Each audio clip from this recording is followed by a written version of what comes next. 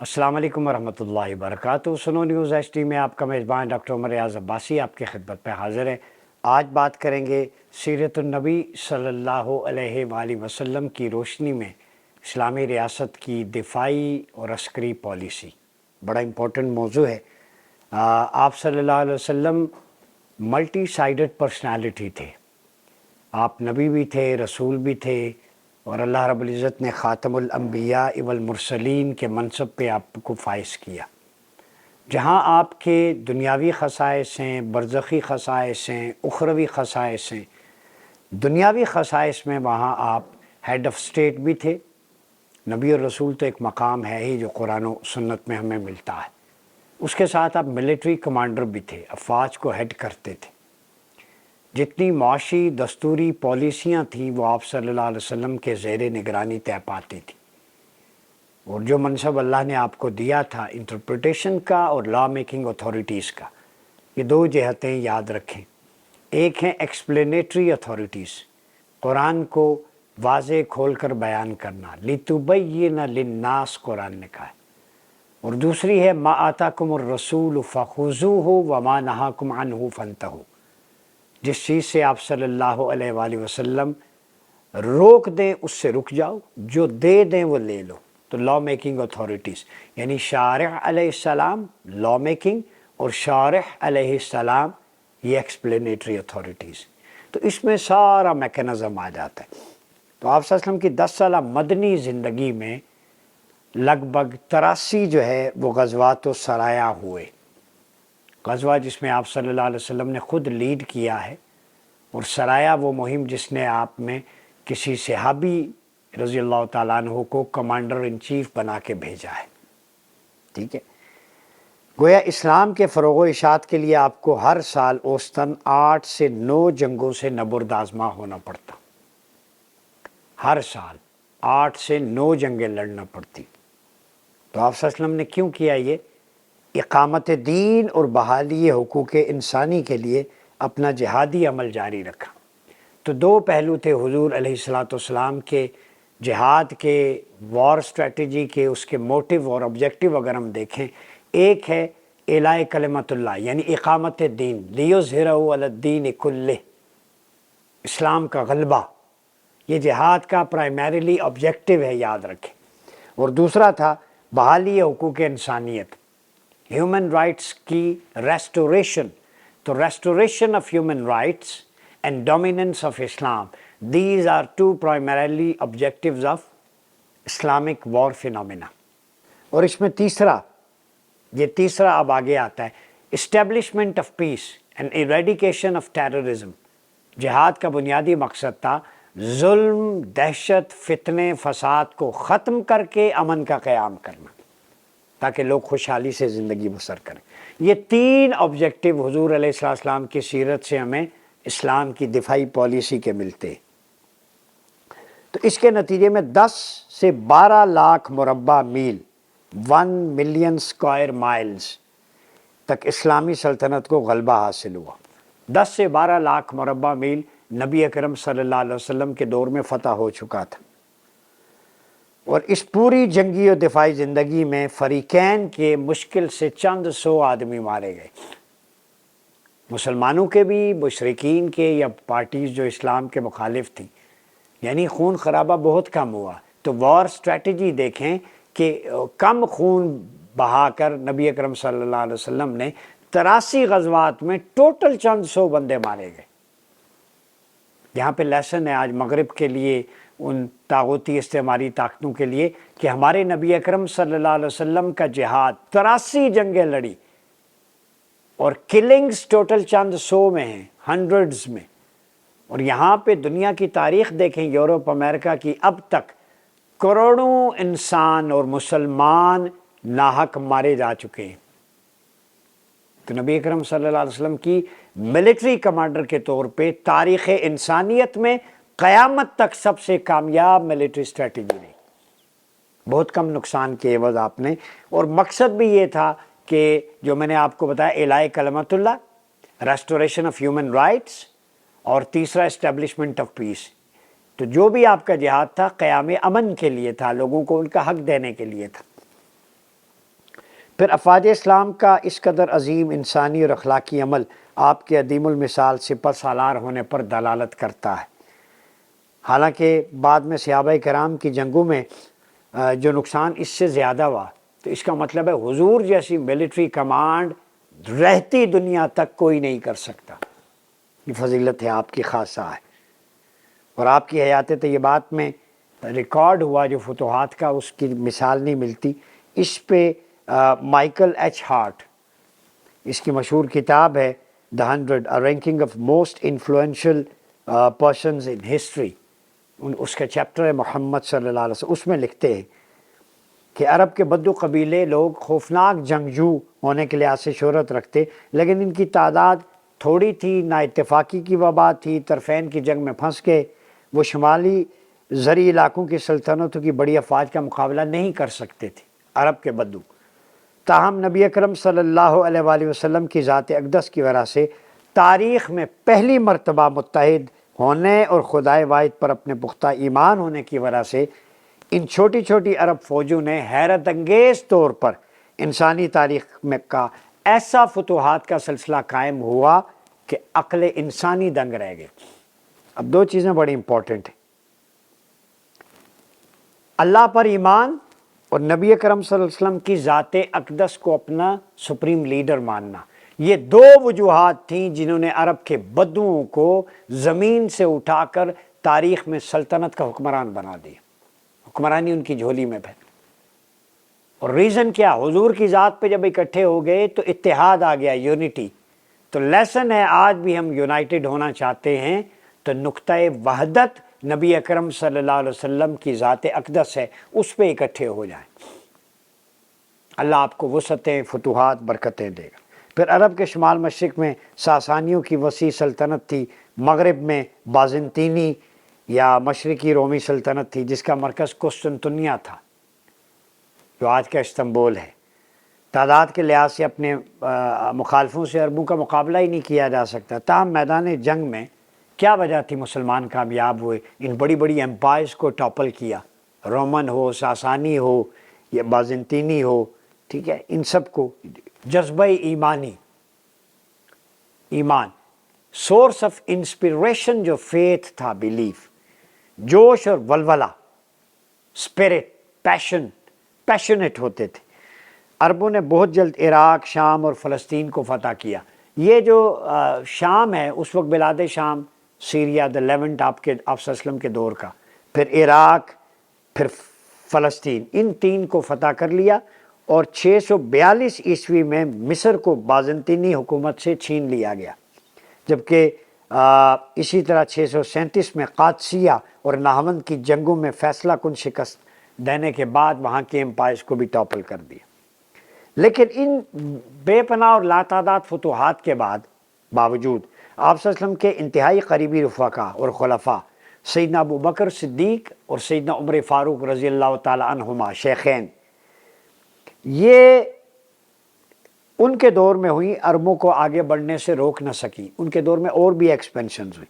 711 عیسوی تک عرب افواج نے شمالی افریقہ کو بحر اوقیانوس تک رون ڈالا، وہاں سے شمال کی طرف مڑے، آبنائے جبل الطارق کو عبور کر کے انہوں نے اسپین کی کوتھک سلطنت کو بھی ختم کر دیا۔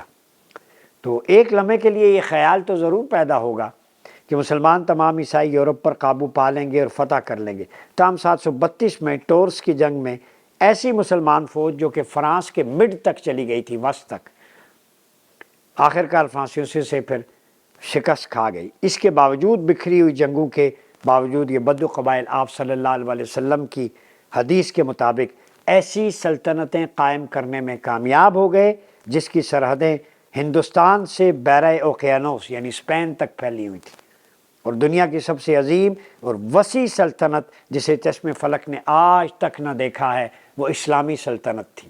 یہ تھا خلافہ علی منہاج النبوہ کا ماڈل جو دفاع میں عسکری قوت کے عوض آپ کو ملا۔ تو دفاع سے، جہاد سے جان چھڑانی نہیں چاہیے، آپ کی بقا، عزت، شان و شوکت اسی میں ہے کہ آپ کے پاس اچھے ہتھیار ہوں۔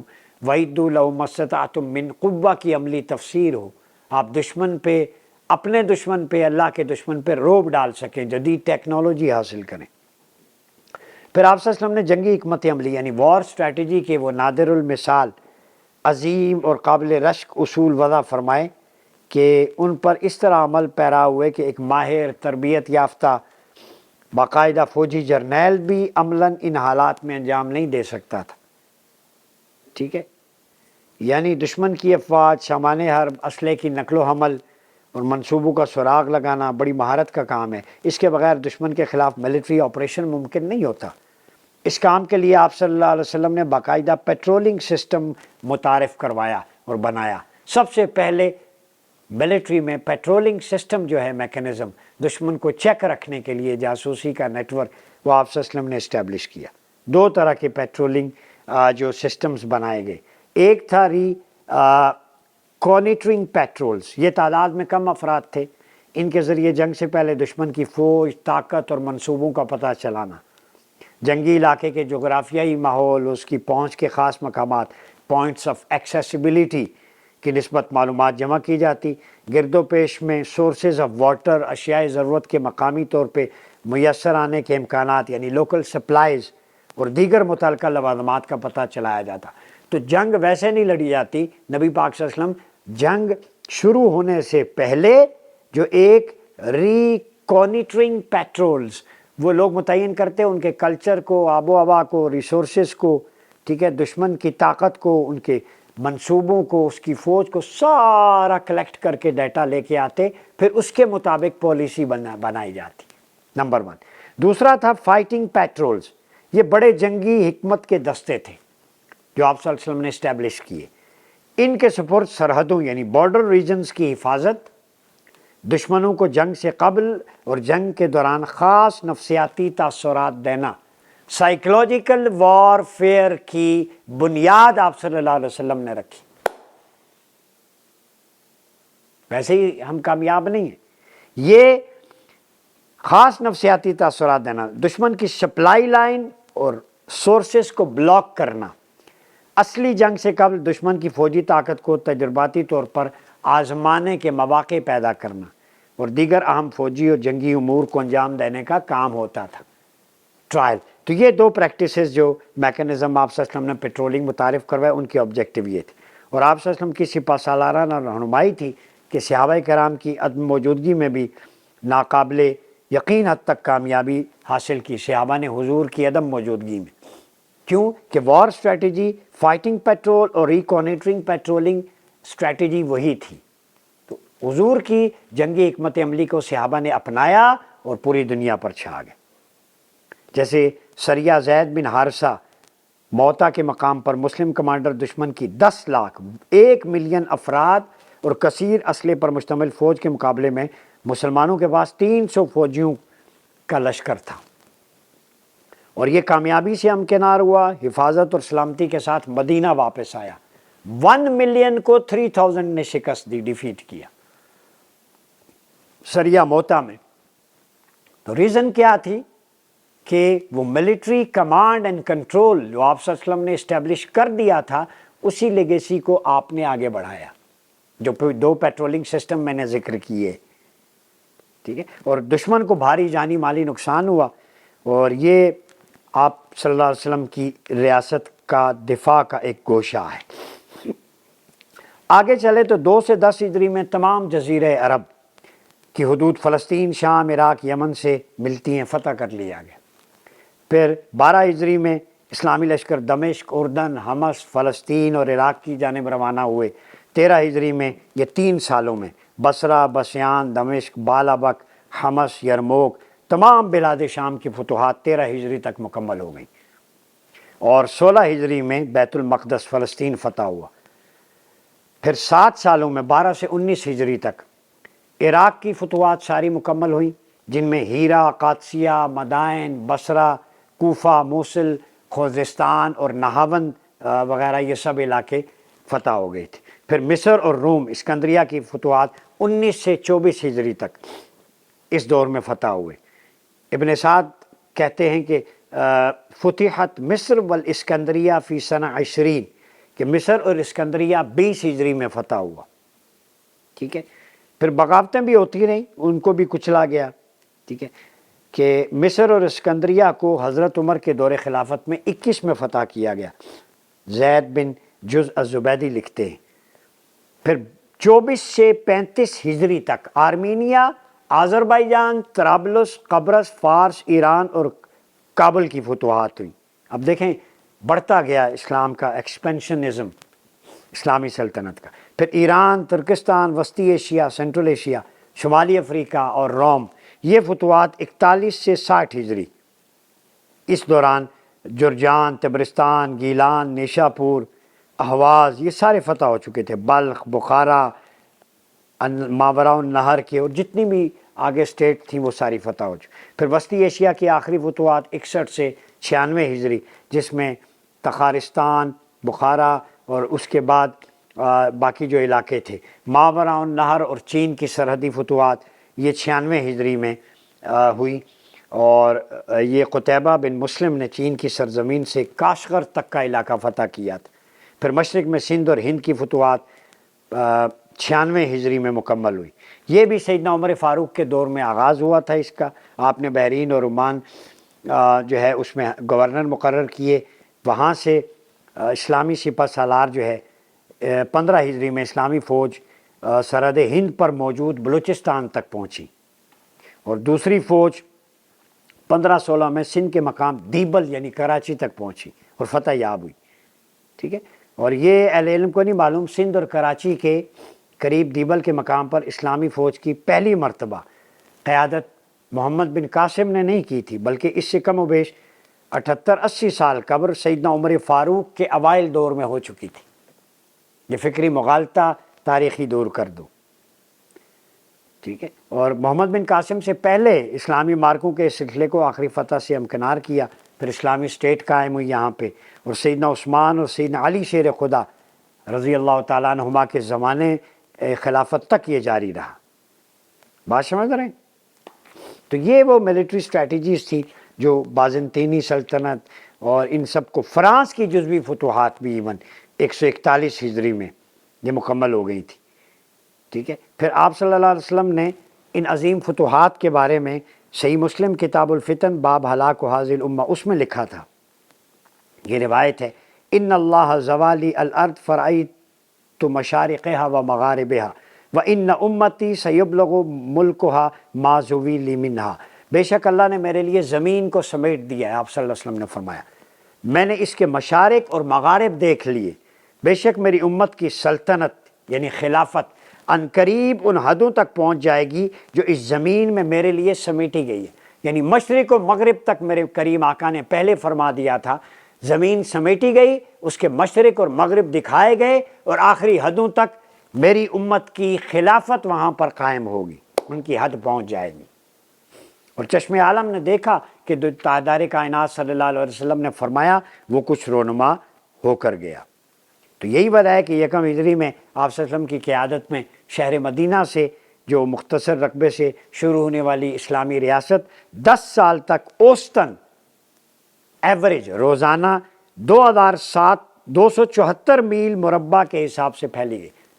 ڈیلی 274 مربع میل علاقہ اسلامی سلطنت میں شامل ہوتا ہے، ڈیلی 274 مربع میل اسکوائر میلز، یہاں تک کہ جب 11 ہجری میں آپ صلی اللہ علیہ وسلم کا وصال ہوا تو 10 لاکھ مربع میل سے زائد گویا خطۂ ہند کے برابر رقبہ اسلامی حکومت اور خلافت کے زیر انتظام آ چکا تھا، 10 سے 12 لاکھ آپ صلی اللہ علیہ وسلم کے دور میں۔ پھر سیدنا فاروق اعظم کے دور میں 27 لاکھ مربع میل، آپ اندازہ لگائیں کتنی تیزی سے۔ تو یہ میں نہیں کہہ رہا کہ یہ کچلے جائے، اس میں کلنگز نہیں، اس میں وہاں کے لوگوں کو ان کے معاشرتی، سیاسی، اجتماعی حقوق دیے جو میثاق مدینہ کے تحت تھے۔ اسلام کا مقصد تھا دعوت دینا اور دنیا کو امن کا گہوارہ بنا، خوشحالی لوٹنا۔ چونکہ یہ سلطنتوں کے حکمران بھی ظالم تھے، لوگوں سے بیگار لیتے، جبر کرتے، تو اسلام کی سلطنت کی وسعت کا مطلب یہ تھا کہ جتنی سلطنت ایکسپینڈ ہوگی غیر مسلم بھی اسلامی ریاست میں محفوظ ہوں گے، ان کو کوئی ایکسپلائٹ نہیں کرے گا، ڈسکریمنیشن نہیں ہوگی، ان کے ساتھ برا سلوک نہیں ہوگا۔ تو یہ جنگوں کا مقصد تھا اس دہشت کو، اس غلامی کو، اس فتنے کو ختم کرنا جو ان غیر مسلم بادشاہوں نے، طاغوت نے مسلط کی تھی، انہیں زنجیروں سے نکال کر اسلامی سلطنت کی مفادات میں اللہ رب العزت کے آئین اور رسول اللہ کی شریعت کے تابع لانا، تاکہ وہ اسلام کا ماڈل دیکھ کر اسلام کی طرف راغب ہو جائے۔ اب بات سمجھ گئے؟ یہ مقصد آبجیکٹو تھا۔ تو آپ صلی اللہ علیہ وسلم کے وصال کو 15 سال بھی نہیں ہوئے تھے کہ عہد عثمانی میں مسلمان ایشیا، یورپ اور افریقہ کے 3 بر اعظموں پر پھیل چکے تھے۔ سیدنا عثمان غنی رضی اللہ تعالیٰ عنہ کے دور میں 3 بر اعظم، ایشیا، یورپ اور افریقہ تک اسلام پھیل چکا تھا، خلافت پھیل چکی تھی۔ ادھر اسپین، تیانس، قسطنطنیہ سے لے کے ترکستان اور چین کے مغربی صوبوں تک اسلام متمکن ہو چکا تھا، اور فرانس کا 1/3 حصہ بھی اسلامی اسپین میں داخل ہو چکا تھا۔ پھر شمالی مغربی فرانس، سوئٹزرلینڈ، اٹلی کے حصے بھی اسلامی تیونس کے ساتھ ملحق رہے۔ پھر عہد فاروقی میں ایران، افغانستان سے ہندوستان میں بمبئی تک اسلامی فوج پہنچ چکی تھی۔ بلغاریہ خلافت بنو عباس کے دور میں اسلامی سلطنت میں آیا۔ پھر انڈونیشیا، جاوا، سماٹرا، ملائیشیا، یہ سارے براہ راست اسلام کے زیر نگیں ہو گئے۔ اور پھر جو آپ صلی اللہ علیہ وسلم نے فرمایا فَرَأَيْتُ مَشَارِقِهَا وَمَغَارِبِهَا، اس کی عملی تفسیر ثابت ہوا۔ پھر شاہراہ ریشم کے راستے اسلام کی توسیع ہوئی۔ قتیبہ بن مسلم جو ہے اس کی مہمات سے آغاز کیا، ٹریڈ ہوئی، ٹریڈ کاروانز وہاں پہ جاتے رہے، ٹھیک ہے۔ اسلام کی محض جغرافیائی ایکسپینشن نہیں، تہذیبی اثرات بھی تھے، اخلاقی بھی تھے۔ وہاں کے لوکل سیٹلرز کے بیانات کتابوں میں، جب سے اسلام نے فتح کیا ان علاقوں کو، وہاں پہ خوشحالی آ گئی، امن آ گیا، سکون آ گیا۔ اسپین کے عیسائیوں نے اس بات کی گواہی دی۔ تو خلافت ماڈل نے جہاں گیا وہاں ان کے حقوق کا خیال رکھا، اور ان میں سے اکثر لوگ پھر اسلام میں داخل ہوئے اور اسلام پھلا پھولا۔ پھر اسلام ریاضی میں، مختلف دیگر علوم میں، سائنسز میں ترقی کی، اور اس میں عام ترین مجموعے استنبول، تہران، قاہرہ، لندن، پیرس، ایڈن میں رکھے گئے ہیں، ٹھیک ہے۔ مسلم دنیا کا یہ اثر تھا۔ تو کہنے کا مقصد ہے کہ اسلام کی ملٹری اسٹریٹجی کا مقصد یہ ہوتا ہے to establish peace, to eradicate extremism, violence, اور ایک ایسا معاشرہ تشکیل دینا جو خلافہ علی منہاج النبوہ کی عملی تفسیر ہو، جہاں سب کمیونٹیز کے لیے برابر کے حقوق ہوں، تاکہ وہ بھی اسلامی ماڈل دیکھ کر اٹریکٹ ہو کے اسلام کی طرف آئیں۔ غلبہ دین حق کا یہ معنی ہے کہ دنیا کو خوبصورت بنانا ہے تو اکٹھے ہو جائیں اس خلافہ ماڈل کے ریوائول کے لیے۔ اپنا بہت خیال رکھیے۔ اپنے میزبان ڈاکٹر عمر ریاض باسی کو اجازت دیجیے۔ اللہ حافظ۔